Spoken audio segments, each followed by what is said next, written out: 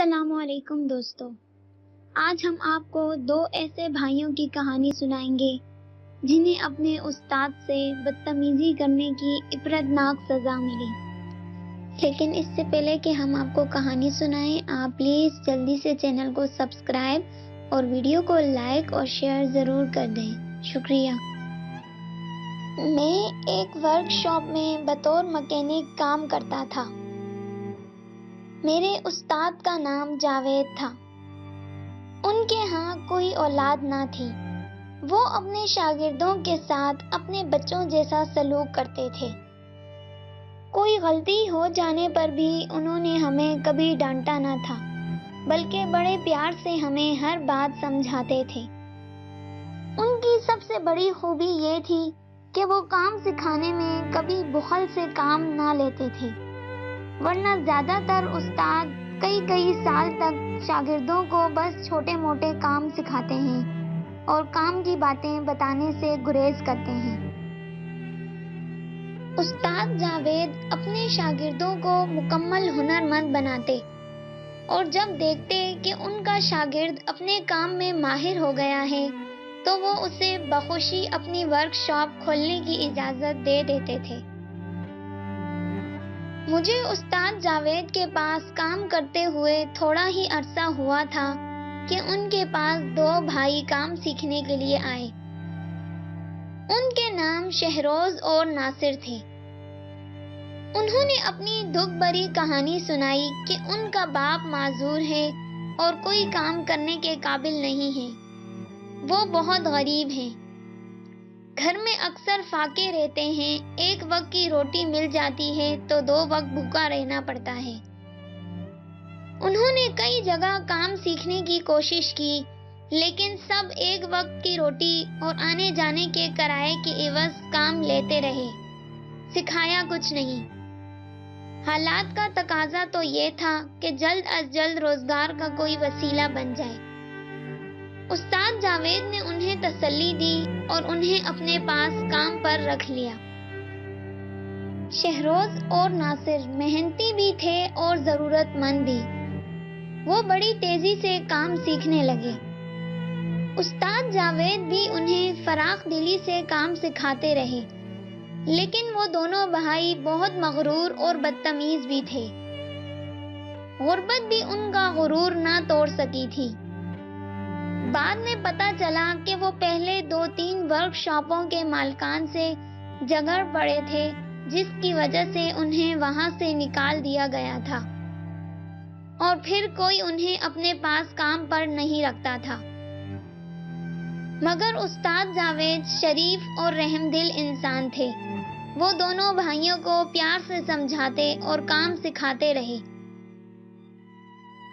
ایک روز پتہ چلا کہ شہروز اور ناصر کے والد کی طبیعت بہت خراب ہے، لیکن وہ پھر بھی کام پر آئے ہوئے تھے، تو استاد جاوید نے شہروز کو چھٹی دے دی تاکہ وہ گھر جا کر اپنے والد کی دیکھ بھال کرے، اور شام کو ورک شاپ بند کر کے ہم سب بھی ناصر کے ساتھ ان کے گھر ان کے والد کی مزاج پرسی کے لیے گئے۔ گھر کی حالت سے اندازہ ہوتا تھا کہ وہ خاصے غریب ہیں۔ ان کے والد کو فالج ہو چکا تھا، اس لیے وہ کوئی کام وغیرہ نہیں کر سکتے تھے۔ شہروز اور ناصر کی ماں ہی ان کے والد کی دیکھ بھال کرتی تھی۔ ہمیں کچھ دیر وہاں بیٹھنے پر ہی یہ محسوس ہوا کہ ان دونوں بھائیوں کا اپنے والد کے ساتھ رویہ اچھا نہ تھا۔ 1-2 مرتبہ تو ہماری موجودگی میں ہی انہوں نے اپنے والد کے ساتھ انتہائی بدتمیزی سے بات کی، جس پر ان کے والد نے انہیں سمجھایا کہ بڑوں کی عزت و تکریم کیا کرو۔ پھر ان کے والد نے استاد جاوید سے درخواست کی کہ آپ ہی ان کو بڑوں کا احترام کرنا سکھا دیں، میں تو انہیں کہہ کر تھک گیا ہوں۔ استاد جاوید تو پہلے ہی انہیں سمجھاتے رہتے تھے، لیکن ان دونوں پر کسی کی نصیحت کا اثر ہی نہیں ہوتا تھا۔ شہروز اور ناصر اکثر گاہکوں کے ساتھ بھی بدتمیزی سے پیش آتے۔ اور کبھی کبھار ہم پر بھی غصہ جھاڑتے۔ استاد جاوید نے ہمیں منع کر رکھا تھا کہ یہ اگر تمہارے ساتھ زیادتی بھی کریں تو تم برداشت کر لینا، انشاءاللہ یہ آہستہ آہستہ ٹھیک ہو جائیں گے۔ کچھ عرصے کے بعد شہروز اور ناصر کے والد کا انتقال ہو گیا اور اس کے چند ماہ بعد ہی ان کی ماں بھی چل بسی۔ بہن ان کی کوئی تھی نہیں، لہٰذا اب وہ دونوں اکیلے ہی رہنے لگے تھے۔ مجھے استاد جاوید کے پاس کام کرتے ہوئے 4-5 سال کا عرصہ ہو گیا تھا۔ میں اپنے کام میں ماہر ہو چکا تھا، لہٰذا استاد جاوید نے مجھے کہا کہ تم اب الگ دکان کھول لو۔ میں نے کہا، نہیں استاد جی، ابھی میں آپ کے زیر سایہ رہ کر مزید کام سیکھنا چاہتا ہوں۔ انہوں نے مجھے بہت دعائیں دیں اور 2-3 ماہ بعد دوبارہ مجھے کہا کہ اب تم اپنی دکان کھول لو۔ انہوں نے خود ہی میرے لیے ایک دکان دیکھی اور میرے والد صاحب سے کہا یہ دکان اسے کرائے پر لے دیں۔ یوں میں اپنی دکان میں کام کرنے لگا اور بہت جلد میرا کام چل نکلا۔ استاد جاوید جب بھی میری دکان پر آتے بڑے خوش ہوتے اور مجھے دعائیں دیتے۔ میں خود بھی اکثر ان کے پاس جاتا رہتا تھا۔ میں جب بھی استاد جاوید کی ورک شاپ پر جاتا یہ بات محسوس کرتا کہ شہروز اور ناصر کا رویہ اب استاد کے ساتھ بھی بڑا گستاخانہ ہونے لگا ہے۔ 1-2 مرتبہ میں نے استاد جاوید سے اس سلسلے میں بات بھی کی کہ انہوں نے کیوں دونوں کو کھلی چھٹی دے رکھی ہے کہ وہ جو چاہیں کرتے پھریں، اب تو وہ آپ کے ساتھ بھی بدتمیزی کرنے لگتے ہیں۔ تو استاد جاوید یہی کہتے کہ وہ دونوں اکیلے ہیں، بیچارے کچھ عرصے بعد کام سیکھ لیں گے تو انہیں بھی کہوں گا کہ کہیں الگ ورک شاپ کھول لیں، ان کی زندگی بن جائے گی، میرا کیا ہے، وقت گزر ہی جائے گا۔ ان کو ہمیشہ یہی سمجھاتا ہوں کہ کسی کے ساتھ بدتمیزی نہ کیا کریں، لیکن وہ سمجھتے ہی نہیں تو میں کیا کروں، جب اپنا کام کریں گے تو خود ہی ٹھیک ہو جائیں گے۔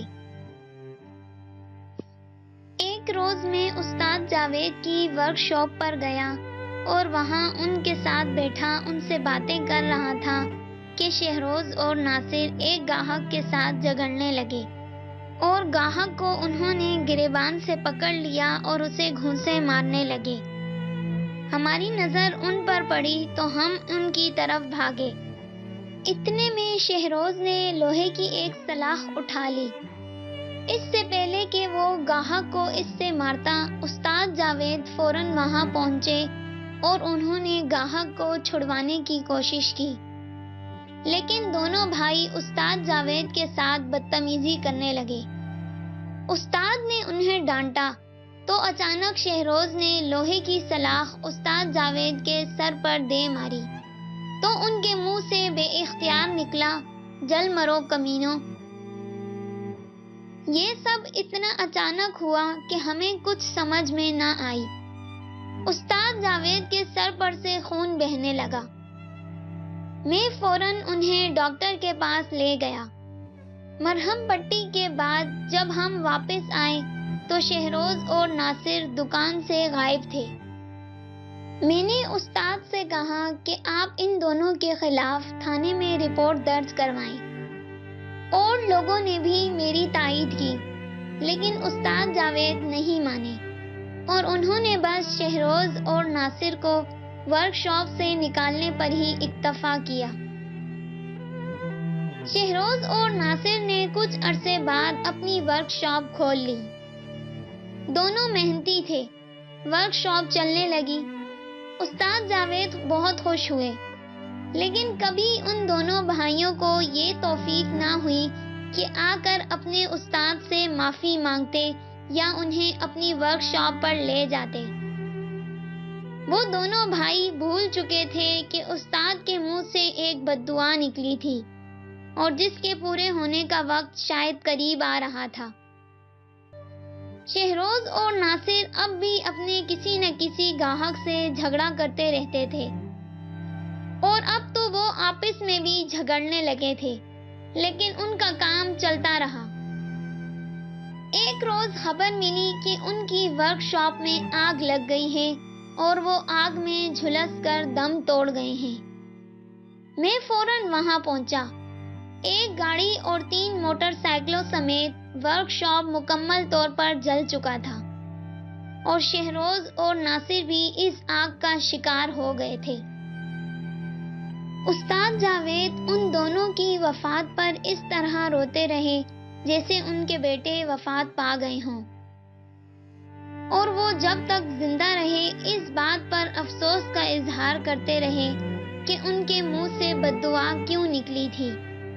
لیکن خدا تو اپنے شریف اور نیک بندوں پر ظلم و زیادتی برداشت نہیں کرتا، اور ایسا کرنے والوں کو عبرتناک سزا دیتا ہے، اور ان دونوں بھائیوں کے ساتھ بھی ایسا ہی ہوا تھا۔